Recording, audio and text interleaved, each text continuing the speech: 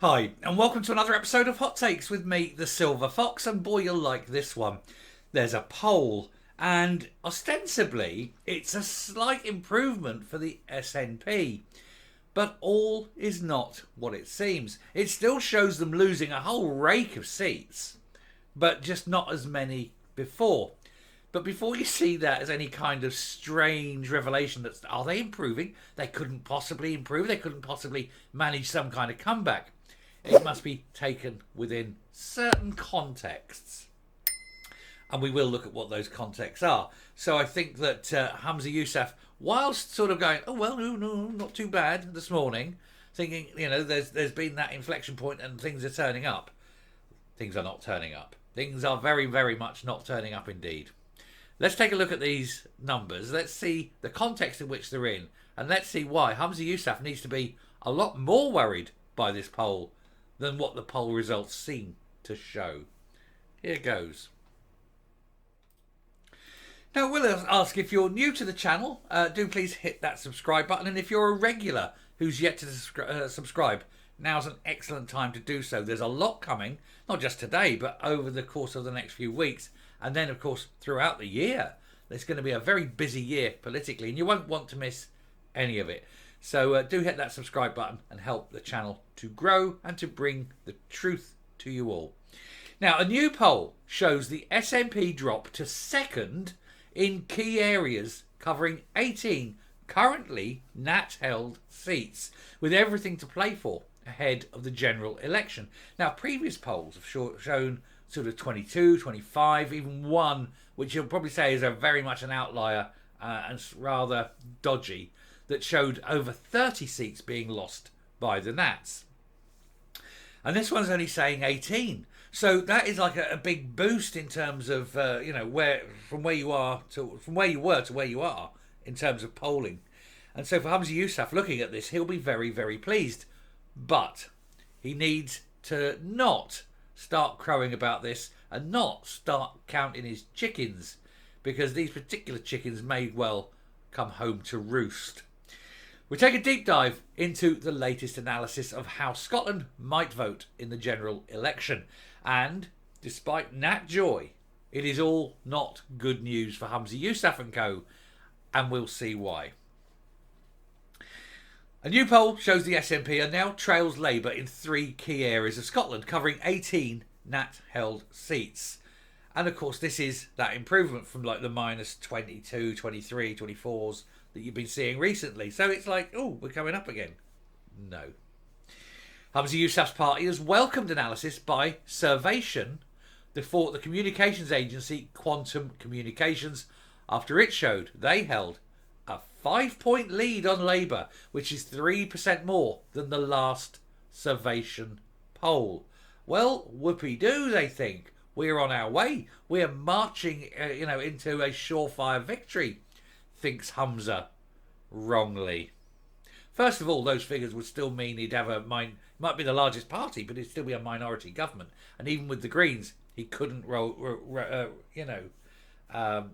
have a victory. I mean, this is Westminster, but if it was those figures applied across Holyrood at the next election, it'd still mean that they would not be a government, a majority government.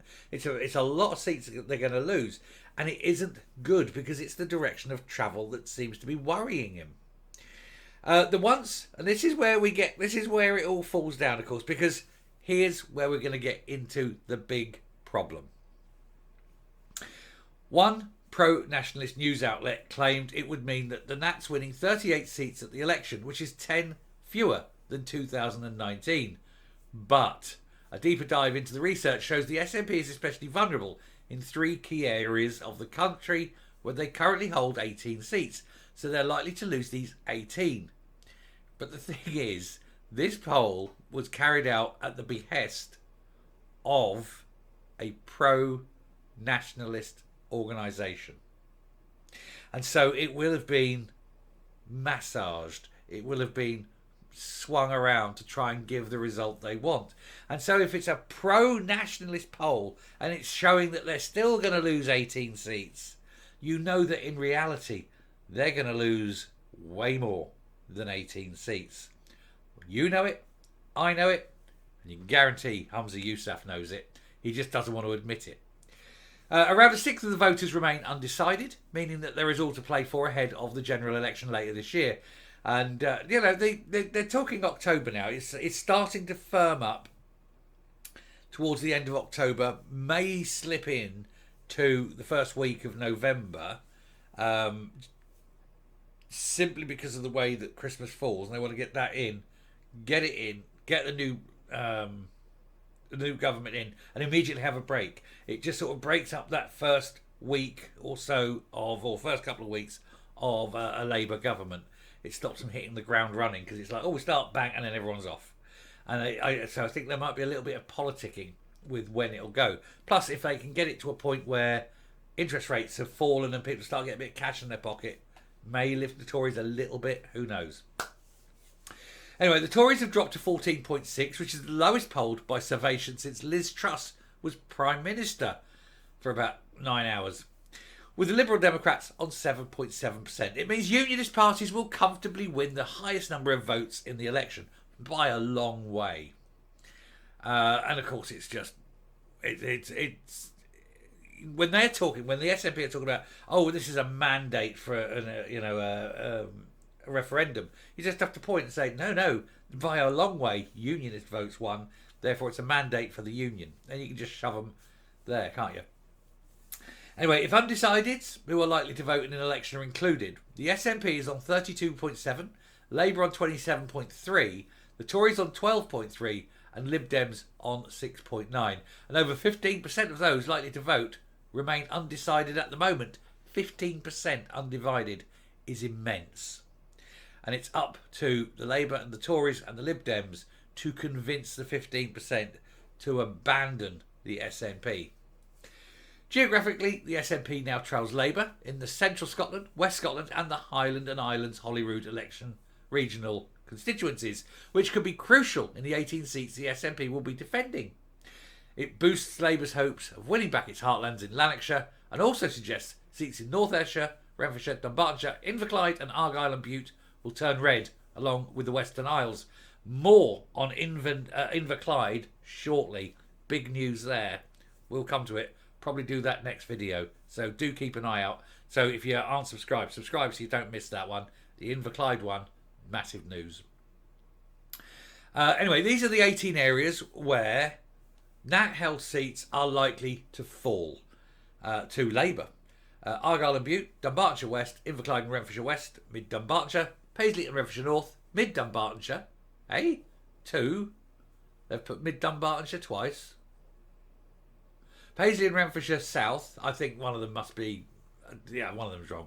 Anyway, Renfrewshire East, Ayrshire North and Arran, Inverness, Skye and West Rossshire, Airdrie and Shotts, Coatbridge and Bellshill, Cumbernauld and Kirkintilloch, Motherwell, Wishaw and Carluke, Falkirk, East Kilbride and Straven, Hamilton and Clyde Valley, and the Western Isles. And I'd love the Western Isles to go simply so that horrible man will be up there. So another one that can go and boil his head. Angus is a terrible man. Anyway, the SNP holds leads in other parts of Scotland, including the North East. However, I will say about the North East, the North East is very likely to swing to the Tories. There's a good chance of the Tories doing very well in the North East, simply because of what the SNP plans to do to the oil and gas industry. So I don't think they can guarantee anything. And of course, Glasgow is likely to be a Labour wipeout, which I would love to see. I mean, that would be that is to say, when I say a Labour wipeout, I mean Labour wiping out the SNP in Glasgow. That's almost a given at this point. CEO of Quantum Communications, Alan Roden, who's a former comms director with Scottish Labour, said this year's general election is not a foregone conclusion, but it appears to be a two-horse race when it comes to winning most seats. And I think that's been the case for some time now.